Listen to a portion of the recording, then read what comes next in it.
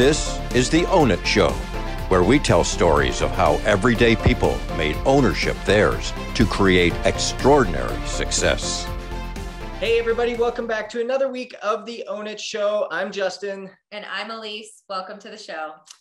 This week, guys, we've really kind of gone through our past couple guests and talked about just how we can level ourselves up and taking a look at the examples of our guests and how they've truly embodied not just the words they speak, but truly how they lived. And this week is another person that lives exactly that way. Our guest today ultimately ran multi-billion-dollar investment funds and struggled with his health for a long time, had gone up and down through different roads, and ultimately decided to leave a very lucrative career and start operating in health, start empowering others to give them solutions to ultimately optimize their health and increase global prosperity. And he is the CEO and founder of Human Co. And we could not be more excited to have him with us today. But Mr. Jason Karp, thank you so much for joining us and being with us and ultimately sharing your wisdom and utilization of ownership in your life with our listeners. Well, thanks for having me. Jason, can you kind of lead us in and tell us a little bit about your journey through to where you are today? Because I mean, it is so different. Not only did you give up something that was solid and extremely lucrative, but you went with something that you were also extremely passionate about and that brought you extreme fulfillment, but meant something to you. How can kind of talk our audience and our listeners through that journey for yourself? Yeah, it wasn't an easy journey. And I think a lot of what brought me here was out of necessity, was out of a lot of difficult periods. I think for up until I started Human Co., in some respects, I kind of had two lives. I was in the hedge fund industry for just under 21 years. In my early 20s, I got very sick and was diagnosed with several autoimmune diseases and was going blind at the age of 23, and was given what felt to me at the time a death sentence, where they said it was incurable and I would probably be fully blind by the age of 30. And I think for anybody, that's a horrible prognosis. I was also, really depressed. I was already starting to see that there was not the connection that I had hoped with financial success and happiness. I was, in my first 2-3 years of working, I ended up accomplishing more and being more financially successful than I ever had dreamed. But everything else was falling apart in my life. And it was a very long and introspective period for me where I had to really figure out, how to cure myself, because I refused to accept that the Western medicine kind of dogma was correct, that I would have to take a lot of pills for the rest of my life to keep the symptoms at bay, and that I wouldn't ultimately be able to cure what I had. I just didn't believe that. And it wasn't based on anything at the time other than naivete. I mean, I didn't want to believe it. And I always thought I was modestly healthy. I was a Division I athlete in college. And I could not believe I went from that to 2 years later being, very sick with a bunch of different diseases that were supposed to be unrelated, but were all obviously interconnected. I ended up over the course of 9 months to a year, reversing all of my disease through food and lifestyle. And to the surprise of several of my doctors who had never seen somebody do this. And this is back 22 years ago. And so that taught me a lot of lessons coming out of that period, particularly around the value of doing your own research, not necessarily accepting kind of expert advice if it just doesn't seem to make sense. I am a data-driven person. I was trained in kind of science and engineering. And so I just went and did a lot of my own research and tried to derive and create my own hypotheses around how I could cure myself. And ultimately it worked. And that was very empowering to be able to do that. That really changed who I was as a person coming out of that episode, because it made it feel like I had incredible agency and control over what I could do and what I could not do. And it also sort of really woke me up about how problematic modern lifestyles are. I think I was an exception, but in many cases, in sort of another way to look at it, I'm kind of like a canary in the coal mine, where a lot of what made me sick is making everybody sick. It just made me sick in 2 years. And most people, it takes 30, 40 years to get what happened to me. And I can later talk about why I believe that happened.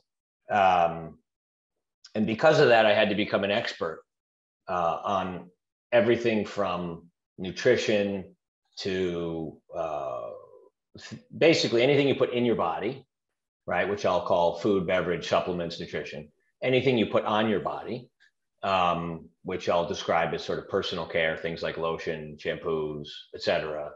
And as you probably know, your skin is your largest organ and absorbs pretty much everything you put on it. And so I was suffering from some of that too. And I had to really just understand everything around me that was making me sick.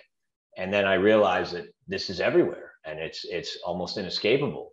And so I stayed in the hedge fund business for another 17 years after I cured myself. I'm not fully cured. I'm basically in remission, and I have been for that long, but I have some relapses from time to time. And that's why we're diving in deep together. Correct. But and then I had, many years later, I had my first child, and I now have 2 children. And I started also caring, obviously, about them and the next generation, and what are we doing to our children and that generation in terms of the poison that we have in our food and the poison that we have in our environment. Around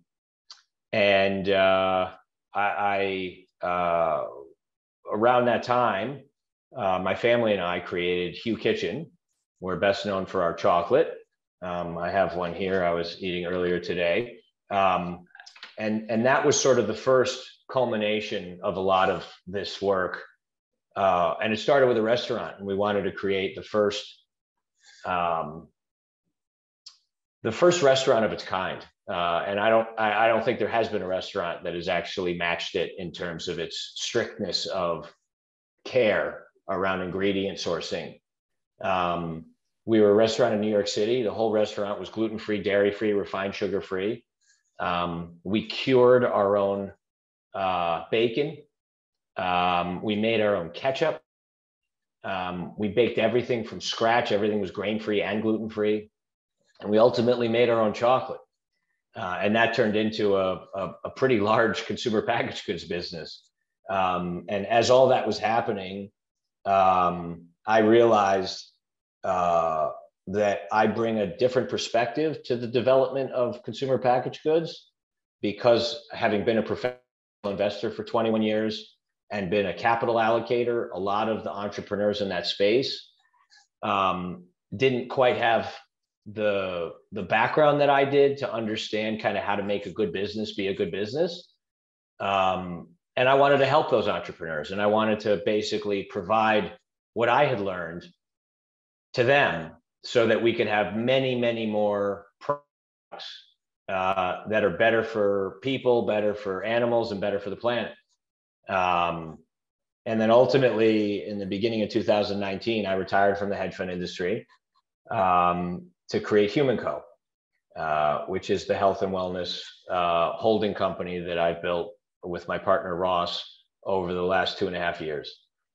So it's been a really interesting journey, and my goal now is just to make healthier living easier, more accessible, and more understandable for everybody.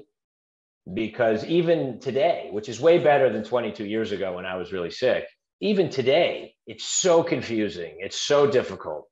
You're bombarded with so much misinformation and fake news. And there's just a lot of stuff out there that I still don't think is that good.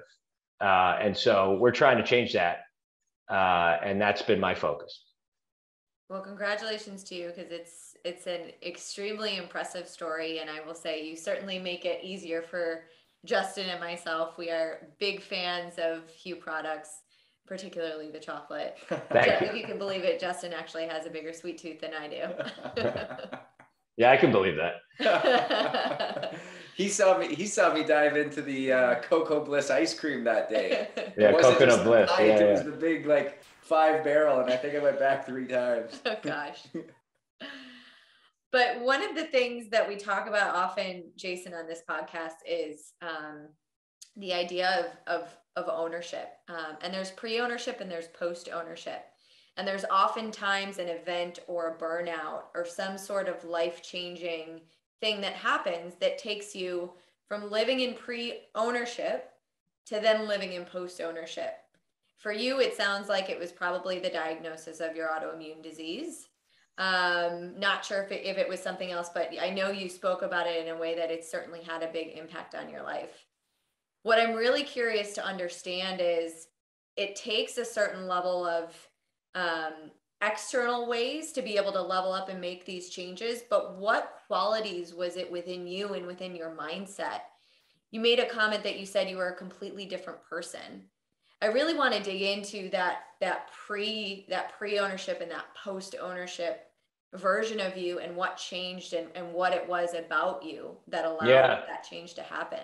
That's a great question. It actually came well before this episode. And I don't think I would have been able to have the courage to doubt a bunch of very accomplished Western medicine doctors. I wouldn't have had the courage to even doubt them if I hadn't had many transformative experiences where I did things that people sort of thought either I shouldn't do or were impossible. And, I think from early childhood, I've always been a bit anti-establishment. I've always had issues with authority. I don't mean in the legal sense. I just mean I've always felt like I want to do it my way. And I think that's consistent, by the way, with a lot of entrepreneurs, because you kind of have to make some crazy, bold bets to do this. I had a few experiences that I remember from high school and college that were required a tremendous amount of deferred gratification, required a tremendous amount of discipline and hard work that many people told me not to do. For example, I was a competitive tennis player growing up. I dislocated my shoulder when I was 16. It kind of derailed my tennis career, so to speak. And when I got to college, I could have played on the tennis team, but was sort of burnt out. My shoulder was kind of a mess. And so I think everyone thought I was going to play tennis in college.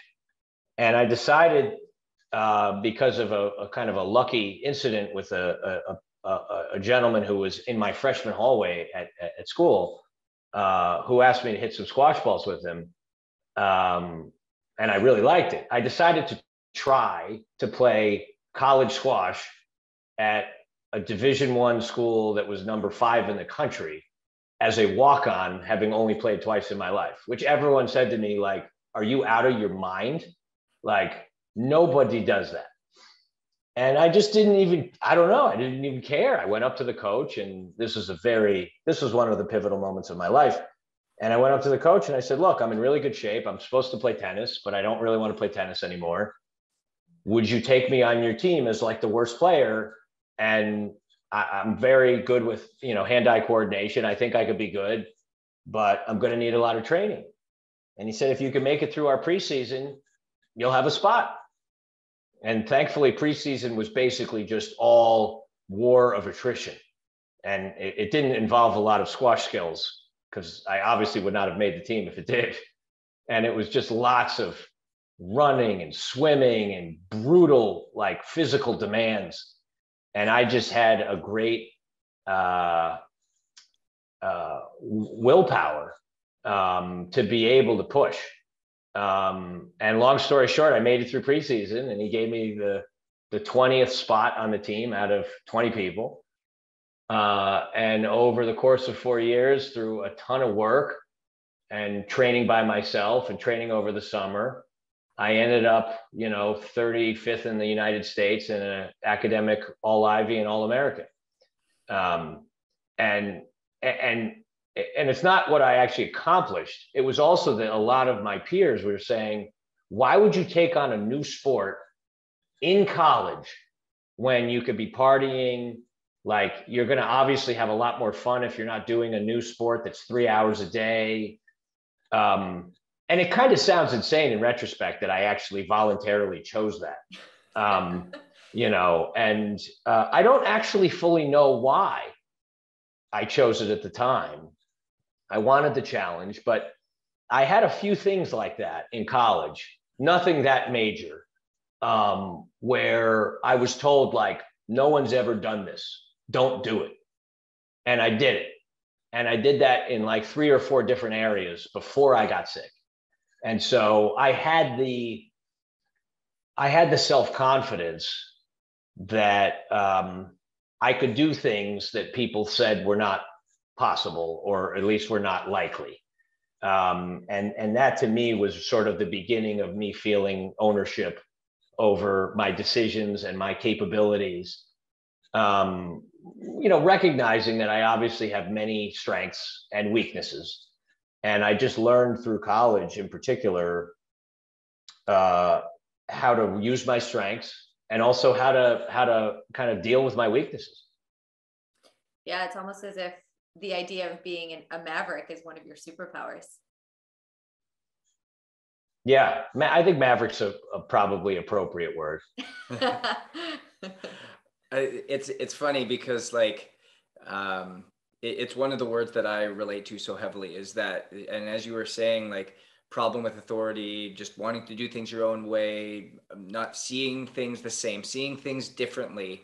It's something that I relate so heavily with you. And you had mentioned earlier on in your story where you were talking about your diagnosis, and you're like, I just refuse to accept that. I refuse to accept that this is the way it is. What were you able to do, and what were you willing to do to get yourself ultimately to that level of health? I think I was willing to do everything. And I think one of my strengths is my willingness to endure extreme pain and endure, and I don't mean just physical pain, I mean mental pain, I mean deferred gratification. I've always been able to exert extreme discipline and willpower in things where I want to do it. I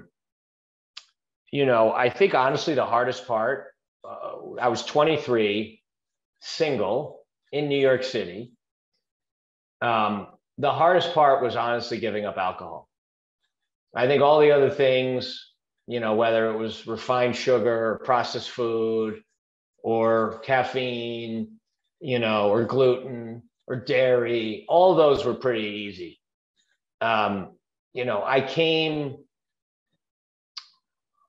drank a fair amount in college, probably not more than the average college student, but certainly the average college student drinks a lot more than all of us. and I don't really drink alcohol anymore. But you know, I was in this sort of work hard, play hard mentality. We'd go out after work, you know, at 8 o'clock at night. We'd have a cocktail or two, wake up early in the morning, not work out, have some coffee. So working really long hours, alcohol every night, coffee every morning, not exercising, a lot of stress. And that was very kind of polar opposite to the way I lived in college, right? Where I was behaving like an athlete that cared about his performance. So I was willing to endure a lot. I think I made some mistakes, which I think are quite typical in overachievers, which is I sort of thought like, let me see if I can keep pushing this envelope of less sleep. And that was a massive, massive error on my part, which ultimately I think led to my downward spiral. I wanted to see if I could sleep 3 hours a night and perform. And I wanted to like read, you know, as much as I could. And I wanted to get ahead, and you know, and just all of this like American work ethic stuff. I wanted to keep pushing and see how far I could take it. And what was the result? Well, I think that's ultimately what made me sick. Mm-hmm. The result was like literally my body just imploded on itself and broke down. Mm-hmm. You know, it's like redlining your engine for way, way too long, and then the engine just fails. I think I psychologically was able to push my body way farther than my body would have allowed. And I think that was a critical mistake. And ironically, my tremendous willpower was what made me sick, because I didn't listen to the cues of my body. And I just forced and forced and forced myself for the benefits of work ethic to violate whatever my body was telling me, like, stop, like, relax, like, recover. And I just pushed and pushed and pushed and didn't listen. Yeah, that willpower is an amazing strength until it's not. Mm-hmm. So I want to understand, Jason, you said you were diagnosed earlier on in your career with this autoimmune disease, but it wasn't until 17 years later that you decided to make the transition. Talk to me about why, after learning so much about yourself, you stayed in that lifestyle, and then what it was that allowed you to make this transition, and ultimately what you learned about yourself in that process. Well, I still liked a lot of aspects of that career. And I was also very good at it. And it was the type of career that, obviously, if you were good at it, it was very lucrative. And I was still kind of the mindset, even after coming out of that like a lot of money would lead to happiness, which is obviously not true. Enough money leads to happiness, and they've documented that. Like, once you get above, like, you're covering your rent, you can eat every day, you can have basic comforts. Like, there's a significant difference in happiness when you go from poverty to that level of security. But once you can basically cover all your normal human needs, it's basically no correlation between money and happiness. And in some cases, it's inverse. There's many ultra rich people who are miserable people because they can't stop the game of just trying to accumulate more and more and more of something that'll never fill the hole that they're trying to fill. And I had to learn that the hard way.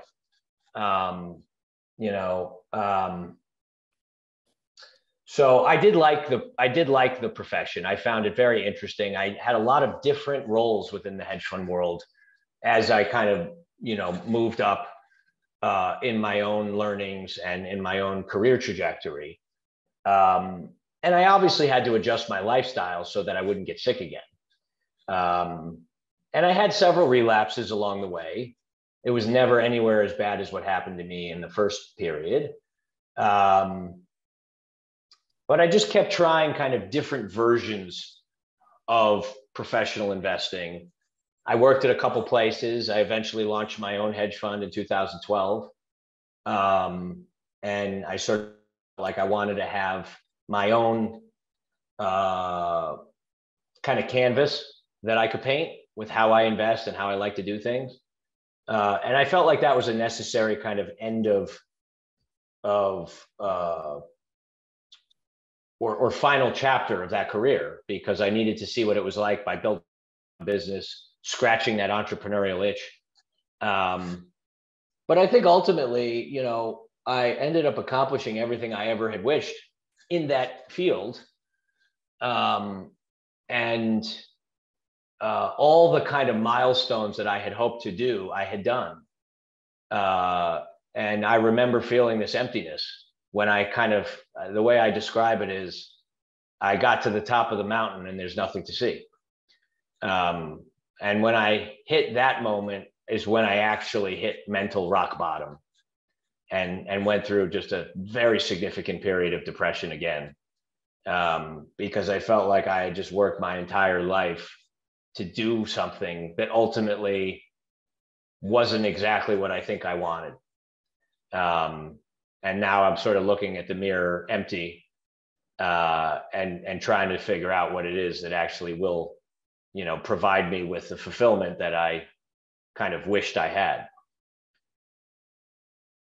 It's such a, I resonate so heavily with what you're saying, and I know Elise does as well, because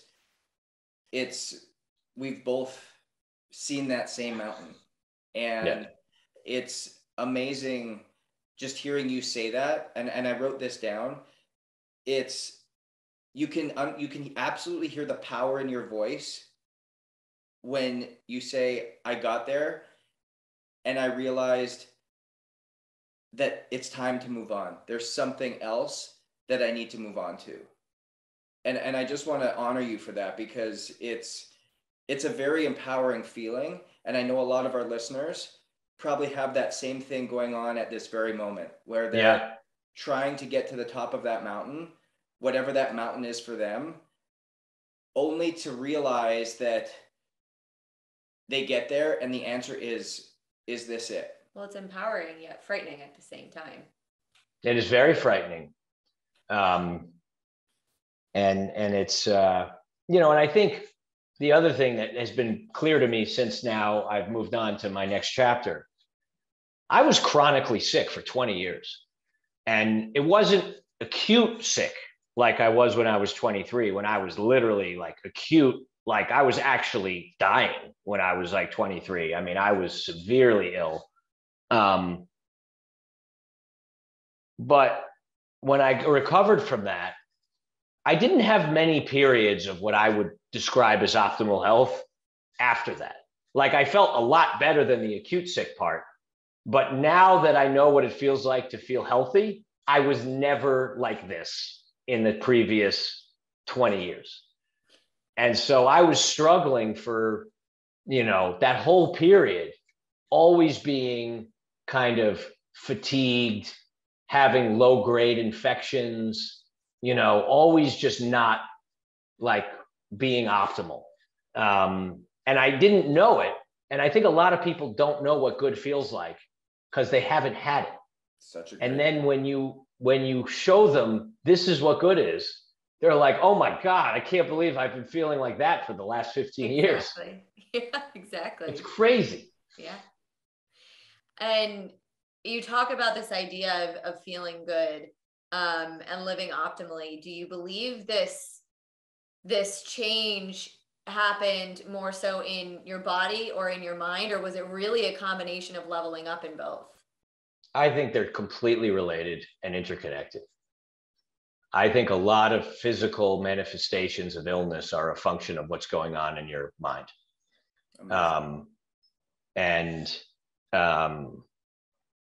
I was constantly stressed. I wasn't acutely stressed. I had more chronic stress. Just always on, always alpha. always trying to win and do more and do better. And I never gave myself the ability to recover and relax because I thought relaxing was lazy. And so a lot of my physical health improvements have come from my mental health improvements, not the other way around. I think mental health leads physical health. And then obviously physical health helps with mental health, and it's obviously a virtuous cycle. But I think in a lot of people's cases, it's the mental health of finding recovery periods, finding relaxation periods, not being in like red line zone all the time is necessary for your physical health to be what it should be. Yeah, I mean, we agree with you completely. At Own It, we believe that in order to be holistically healthy, it is a complete combination of mind and body. So as you and I dive in deeper, actually, Jason, there's an idea of what I like to call stress energy as catabolic energy. And what you were describing, this always being the alpha, always pushing a little bit more, right? Always having to be a little bit better. This is the idea of catabolic energy, and it is essentially living in a sympathetic or a stress state for most of our lives. The crazy thing is that 85% of people live here most of the time. Definitely. As did you earlier on in your life. And it is a mental challenge to have to be able to pull ourselves out of that, to choose to live differently, because at the end of the day, it is our choice.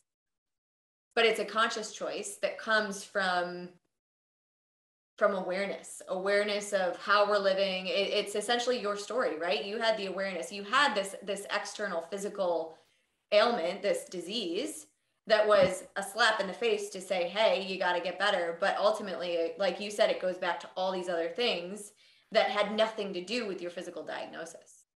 Yep. And I love what you said too, because there's two different paradigms. There's a lot of times where people talk about managing time and continuing to push. And it's the paradigm of downtime's wasted time, that life's a marathon. You got to just keep pushing, doing more. But that true paradigm of managing energy and understanding that downtime's productive time, that life is a series of sprints. We have to go hard and then we have to give back to recover so we can go again. It's really what you've learned yourself by going through this process over the last 25 years that's brought you to this new understanding. With all of this knowledge that you've gained through your experience, what would you say is your definition of ownership?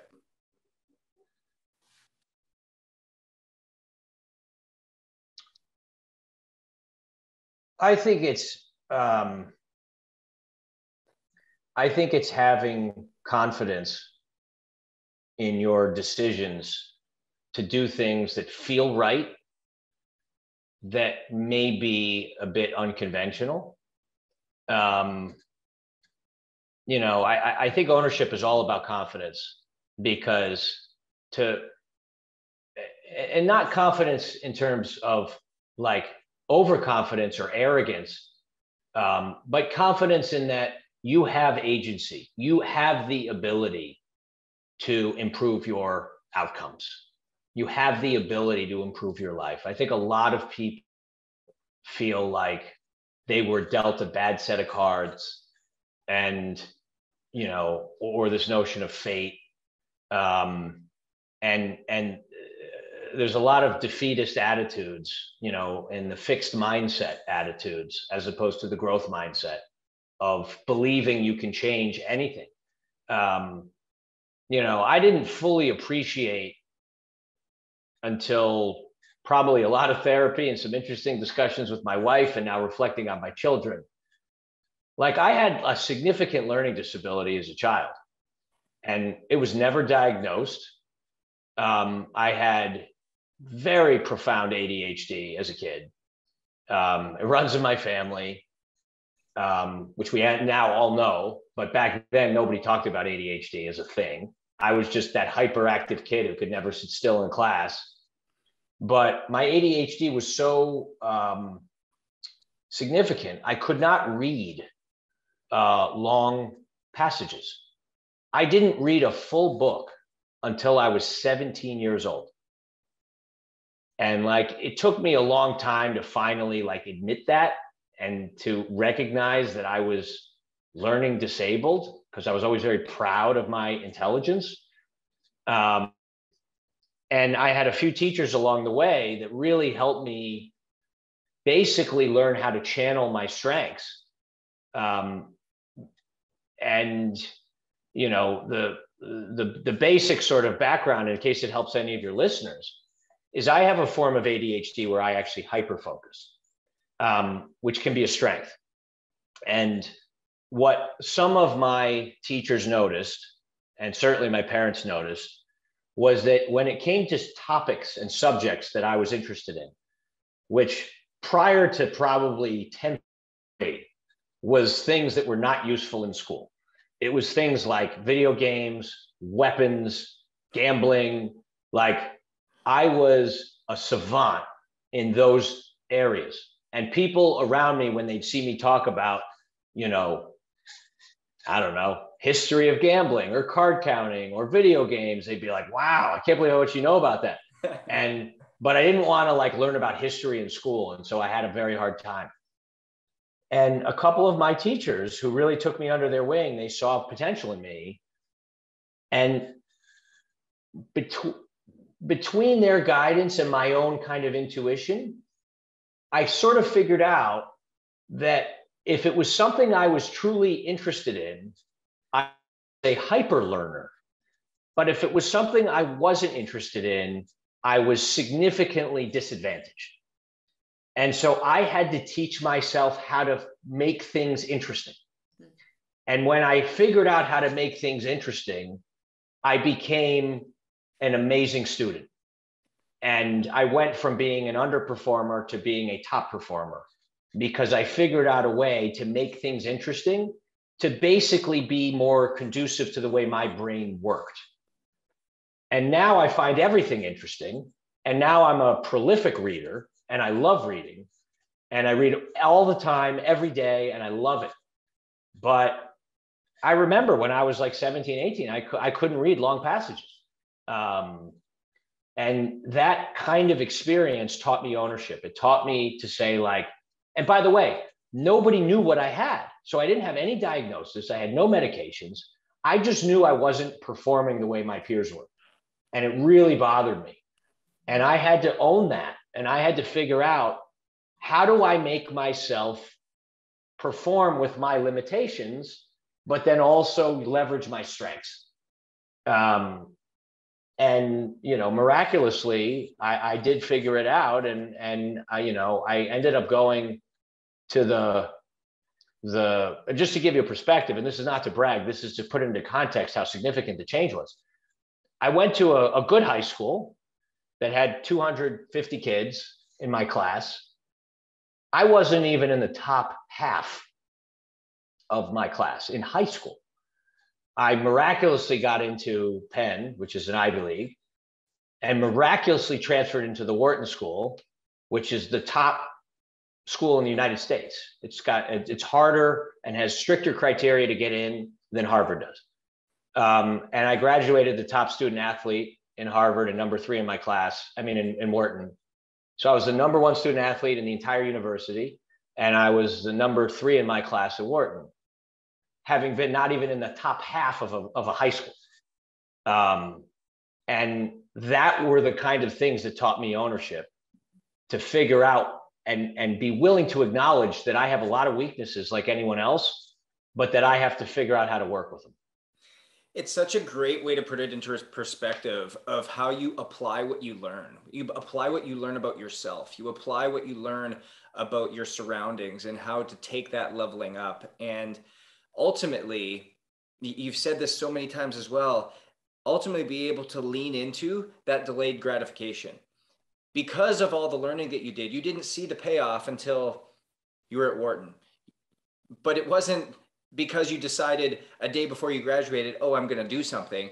It took 6 or 7 years ultimately to get to that point of learning how to learn, learning how to do that. Same thing with teaching yourself how to create health. It took you 25 years to get to the point that you're at today. It's going to take us on our journey a little bit longer to continue to get into even further enable that health journey. And so these are the things that I think are so valuable for our listeners to learn and understand, is that word of delayed gratification that you so greatly possess and have learned to lean into in a great way, that has paid off 100x with the results that you've ultimately created for yourself. Yeah, and it's important to remember that this stuff is iterative. 100%. That it's not, absolutely. It doesn't, none of it happens overnight.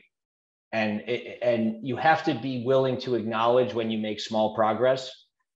Each year in high school, I got better, and my grades reflected that. I was a disaster freshman year of high school, and literally all C's. And I started to learn how to learn using my strengths and weaknesses.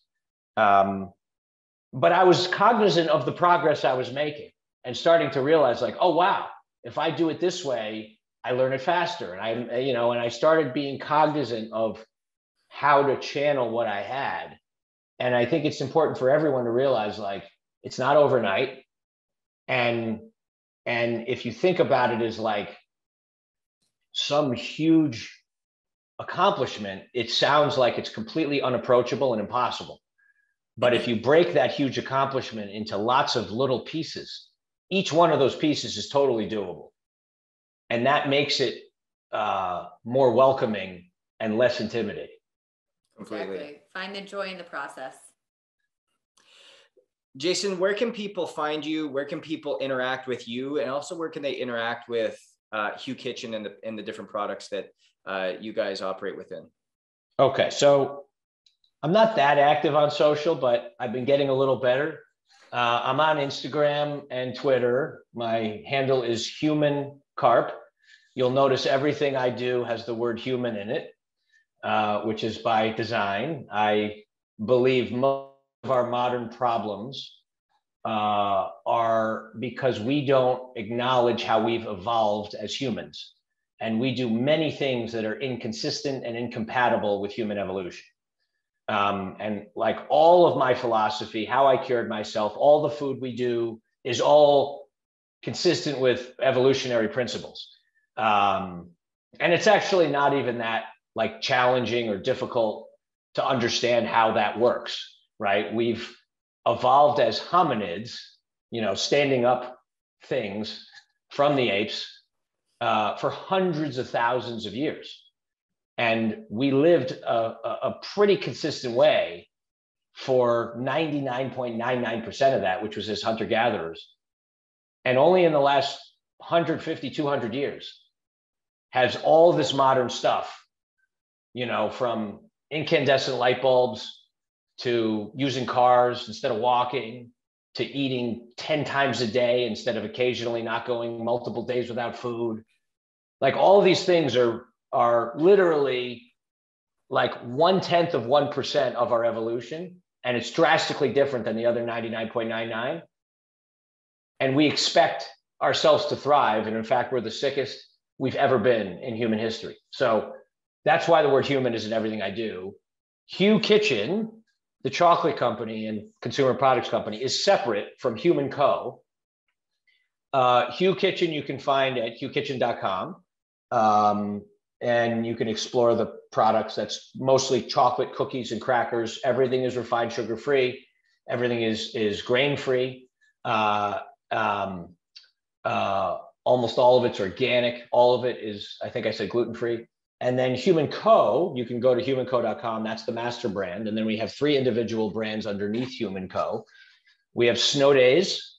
You can find us snowdays.com, which is the first organic, grain-free, gluten-free, grass-fed mozzarella cheese pizza bite. Ultra clean pizza bite. We have 4 flavors of that. We created that brand about a year ago. We also have Coconut Bliss, which is the only nationally distributed organic plant-based ice cream. You can check that out at coconutbliss.com. And then we have Against the Grain Pizza, which we just bought. It's actually Against the Grain Gourmet. It's a bakery. Decent sized business up in Brattleboro, Vermont. It's the largest grain-free pizza company in the country, which isn't saying much. Grain-free is also gluten-free by definition. Most people don't know that. So if it says grain-free, it's always gluten-free. So those 3 brands you can find. And so, yeah, on Instagram and Twitter, it's at Human Karp. And that's how you can follow us. Amazing. And guys, each one of those products is incredible. I actively use all of them at least in my life, and they are spectacular and can easily find their way into yours. So guys, as you go forward, the big thing to understand here is that ownership is confidence in being different. It's confidence in doing things differently, in operating differently. And we know we talk about all the time that we need to own our different. If we own our different, we can ultimately find success, because success is different. It doesn't come to everybody. And knowing that whatever journey you're on, you don't need to get there tomorrow. It's going to be an iterative process, something that's going to be step by step. We have to understand that if we can defer that gratification, what we will receive at the end or further will be even better. And it will create something beyond what willpower and pushing through the understanding of work ethic and willpower can ultimately get us. Because once we defer gratification, we grow our capacity, and growing capacity will always outwork what comes from the earthly possessions that we will gain. And so with that, guys, we know success is different, so be different, and we'll see you next week.